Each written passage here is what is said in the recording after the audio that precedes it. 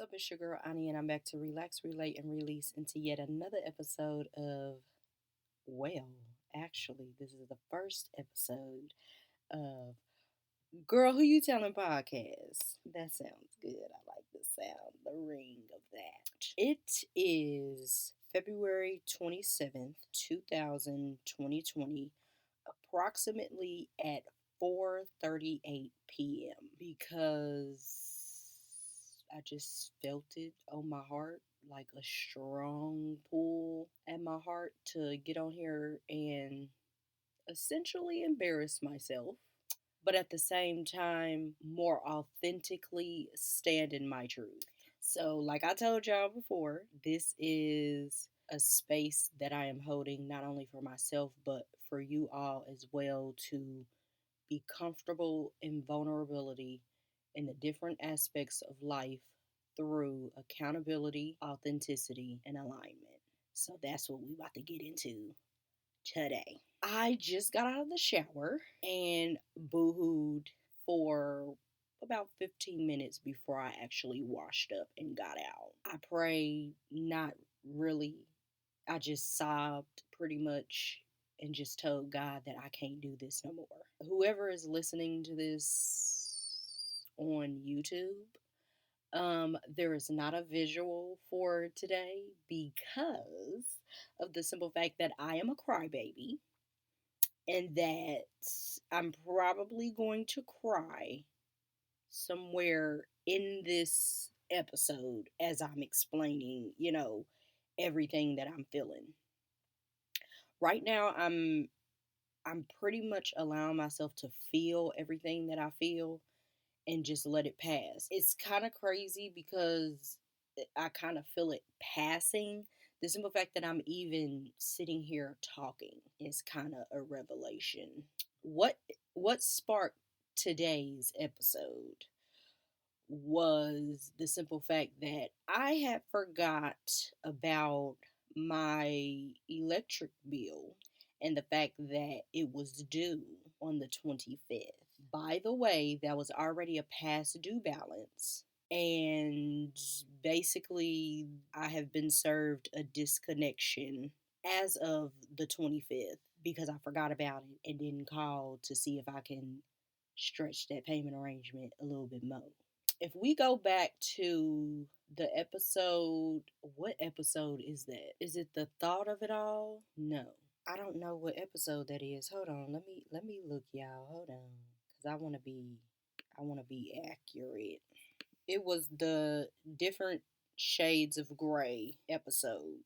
The 7th episode of the second season. In that episode, I talked about how I was in a transition phase and I talked about my time through the month of July of last year and what I was feeling, kind of like a temperature check and everything. And in that episode, I didn't necessarily go too deep into exactly what was going on. I just summed it up in a nutshell, basically saying that everything around me was changing. This really goes back to 2020 with the whole panini and whatnot.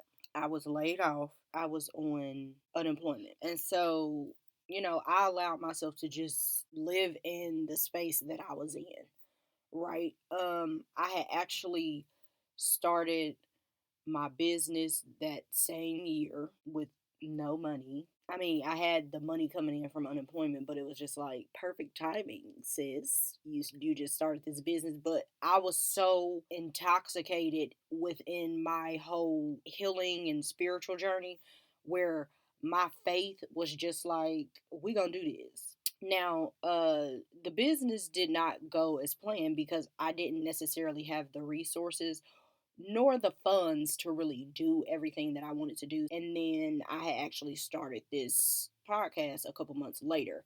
I hadn't put the business on pause yet because it was only a couple months since I had started it.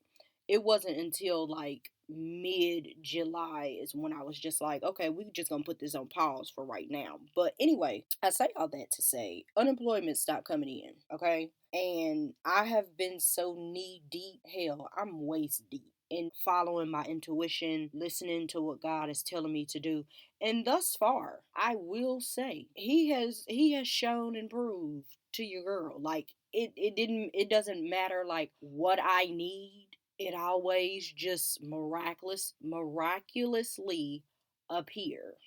Okay. Of course, in this, I of course I got bills. I have a child to take care of, and it's just like, okay, so sis, what are you doing now? Going back to that different shades of gray episode, I said if people knew, they would look at me like, girl, what? Like you're like that's not even making sense. Like you're putting yourself in the predicament that you're in. And although that very well may be true from the outside looking in, I went on to say in that episode as well that God reminded me in July of last year that the vision that I gave you is for you to see, for you to execute, and for you to do everything in your power to be present, to live out the purpose. By the time I came out of that little rut that I was in, when I did the episode Different Shades of Gray, I was so confident in, whatever it is, I'm riding till the wheels fall off. I don't care what anybody else says or what anybody else thinks. I know what I feel. I know what I see. I know what I believe. And I know what is going to come to pass. But this is just one of those moments where the journey is not so great. You have your down days, and it's just like, I'm sick of this shit, okay?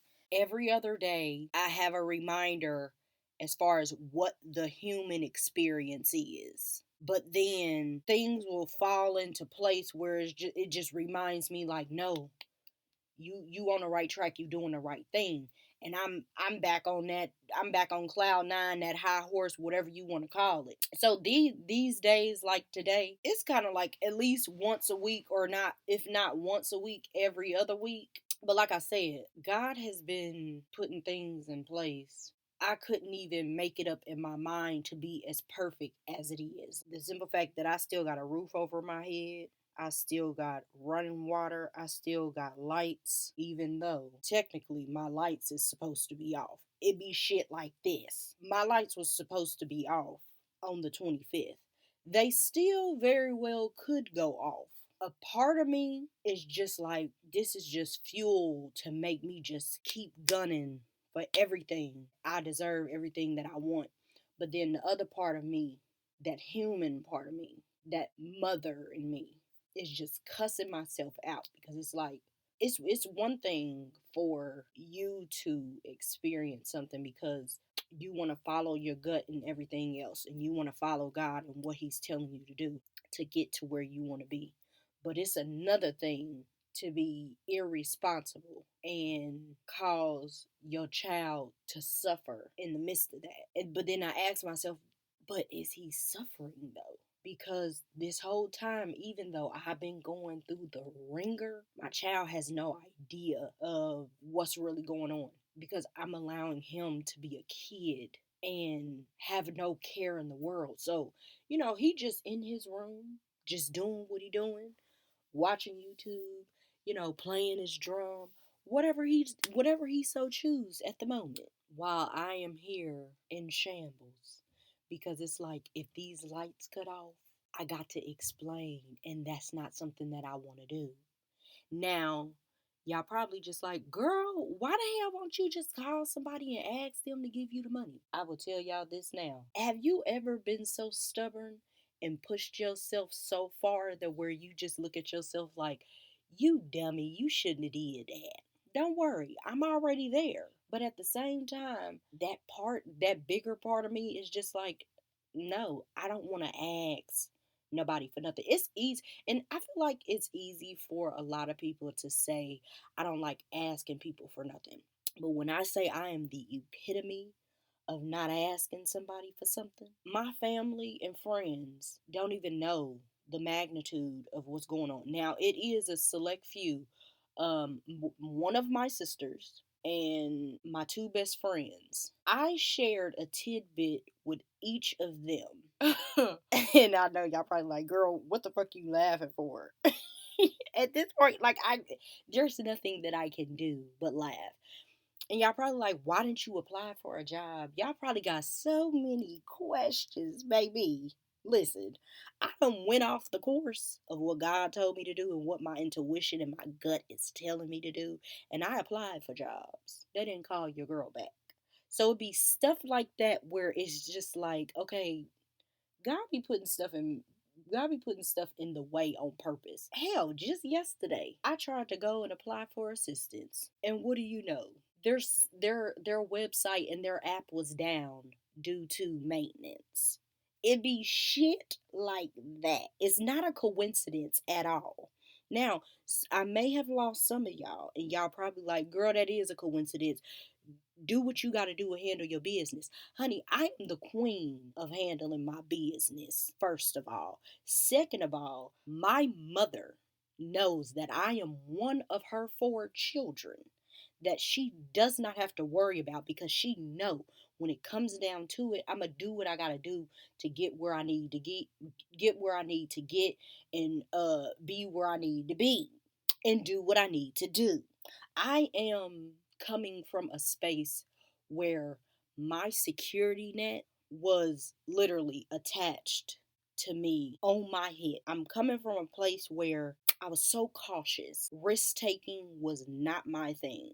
Even though I don't see this as a risk. I mean, it is a risk, but not really. I went from a place of having everything that I needed to everything being taken away. And I told myself I would never be in that place again, right? But now times have changed and I'm literally walking in to the lion's den. That was bars, bitch. All this is going on. I'm still afloat. A bitch's head is above the water. Now, I may be in from neck down, but a bitch's head is out of the water and she can motherfucking breathe, okay?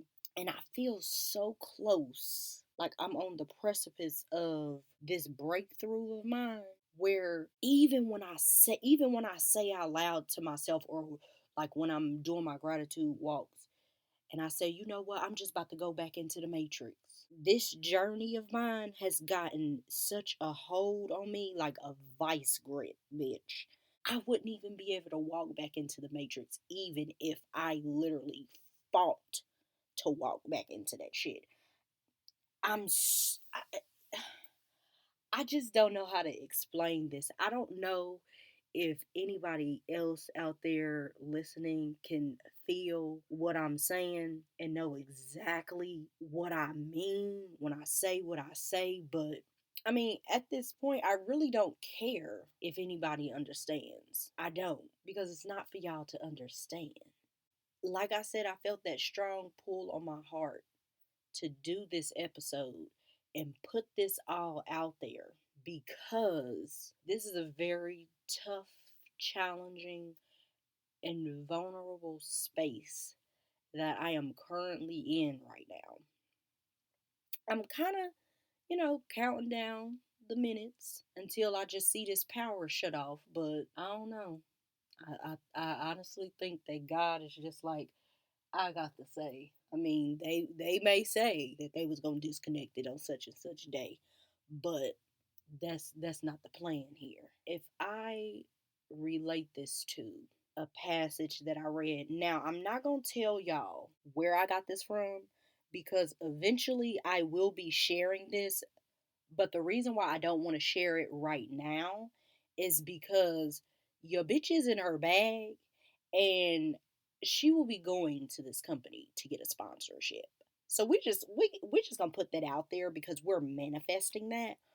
But this company that I am talking about, when I say it is bomb, it is such an insight. A lot of people won't follow just because they're not there mentally. But for my people that are there, on that spiritual level where you are vibrating at a very high frequency, you on the top fucking floor.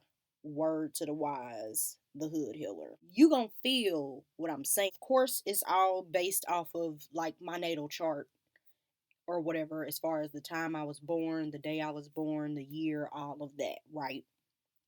So of course it has something to do with astrology, but it's not so much revolving around astrology. It is more so revolving around different behaviors and stuff like that. A friend of mine, we went to school together. We haven't been in contact for years. Um, but she watched my episode about how I took my ex for granted and whatnot, and she was like, she had DM'd me on Instagram, and she was just like, I want to send you something. What's your number? So I gave her my number, and then she sent me this company. And so I told her, I was like, okay, I'm gonna go ahead and look into it. And basically, what she was saying was, just listening to that episode, I really kind of feel like we kind of on that same path together right now. And this goes to what I was saying as far as I'm going to lose some people because they're just not there mentally to where they're not going to understand because they can't fathom or wrap their minds around exactly what I'm saying. But she said that she's on that journey as well. And she wanted me to look into this company or whatever because she saw that, what they were providing was beneficial for her in this journey at this point in time, and she thought that it will be beneficial to me as well. When I say that right there was a godsend, honey, a God send, because ever when I say I'm so addicted to their service, it is absolutely crazy. Like I literally, look through it every single day. So now that I done said all of that and went all the way around the damn world, I actually came across this passage and it read, "You have a blank." I'm not gonna say it because that's gonna give it away. And like I said, I'm in my bag. So when I tell y'all about this, just know your bitch is gonna be sponsored. Okay? But anyway, it says you have a blank that gives you the opportunity to become a real healer. Someone who can help others deal with their own pain. Without understanding vulnerability on a deep level, you wouldn't be able to pass on the lessons in the same way. Instead of feeling judged, see this process as a lesson in compassion for yourself, bitch. Woo! Woo! Understand that your unique vulnerability, while painful and difficult, is a sacred gift that you are meant to share. I read that to, to say, when I was in the shower, after I got all my tears out and I sobbed and I told God that I just can't do this no more, it was just like, you got to do an episode about it, sis. I mean, you talk about how real this podcast is, how raw it is, how you holding yourself accountable, how you doing this through authenticity and alignment. So the fact that my intuition was saying do it, but my mind was saying, so you basically want me to fucking embarrass myself for everybody else to be like, oh, she's so dumb, she's so this, she's so that. But then, I don't know, I just got this confidence. I don't give a fuck about what nobody say about me, especially not about my damn life. Like, what is going on in my life is not changing the quality of anybody's motherfucking life other than mine and my son's. But the quality of his life is about to change because, like I said, I am on the precipice of this motherfucking breakthrough. And everything that is coming to me, and the fact that I am creating my reality the way that I want it to fucking be right now. And of course, my son is going to benefit all the motherfucking way because everything that I do is to set that little boy up to where he ain't got to worry about a motherfucking thing when it's time for him to be out here in the real world. He not going to be my age where he going to be trying to figure it out I mean, yeah, it's still gonna be things within his life that he gonna have to figure out. But as far as having something to fall back on or being taken care of financially and physically, he ain't gonna have to worry about that. Now, of course, even though I'm setting him up, I'm going to allow him to go out in the world and, figure out what he likes. But he is always gonna have a legacy left behind for him to fall back on. He always gonna have a plan B, C, D, E, F, motherfucking G, bitch. Okay? It was so crazy that I was sobbing in the shower. And then I thought about that passage because I had actually read that the other day. This is what that meant. Because at the time when I was reading it, I'm just like, what do you mean? Instead of feeling judged, see this process as a lesson in compassion for yourself. And it was just like, okay, so what the fuck is about to happen? Because at that point in time when I read it, it was just like, I'm cool right now.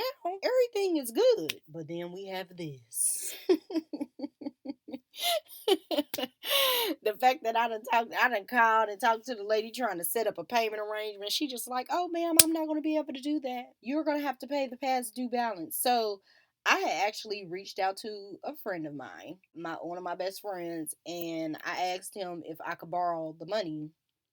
He ain't text back yet, and I'm not calling. I'll just wait till he see the text, because at this point it is what it is. Ain't no sense in me trying to work myself up and start scrambling and hyperventilating and crying and snotting and shit all over the place. I already did that, and that was honestly for fucking whelming, bitch. I don't have time for it. So I mean, at the end of the day, I will sit in the dark, because I feel like that's gonna fuel my fire to rev up this beast that's about to take everything that she motherfucking want. You feel what I'm saying? I guess the takeaway of this episode would be, when you feel you are on to something, don't allow yourself to get caught up in the optics of it all, because that's where you're gonna fuck yourself over, because you worried about what everybody else is looking at and what everybody else is going to say. At the end of the day, we all know, if a motherfucker ain't coming over here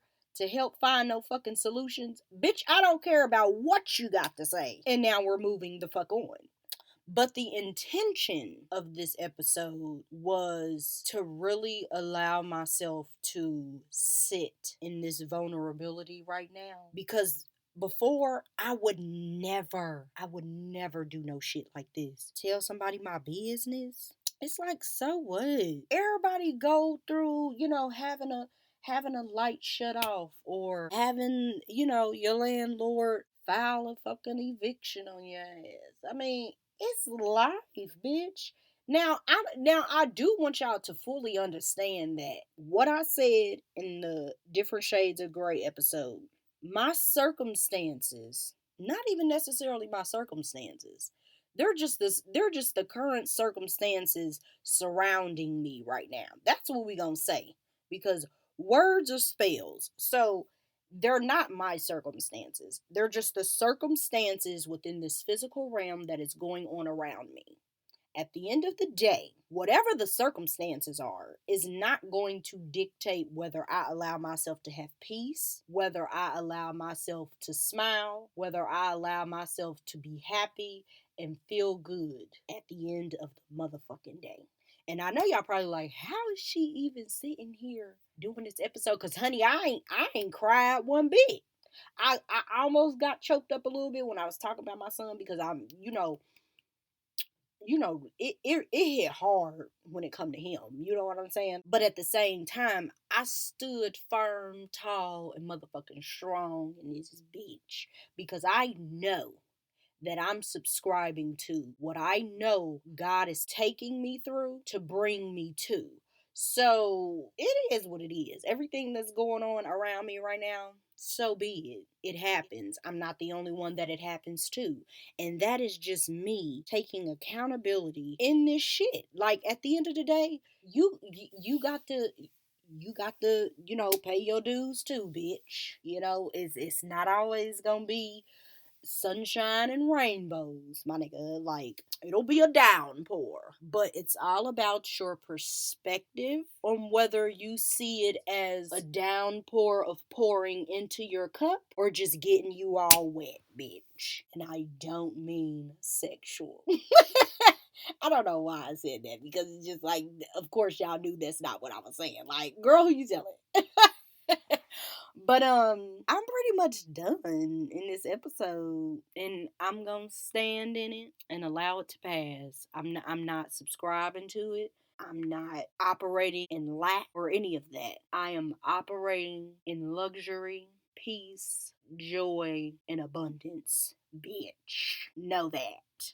So, if ain't nobody told y'all that they love y'all today, just know that I love y'all. And I really thank y'all for listening to me on this here podcast. And I hope that y'all have a great rest of y'all's day on purpose, because I said so. And until the next episode, I want y'all to relax, relate, and release into the vulnerability of having compassion for yourself, whether you get judged or not.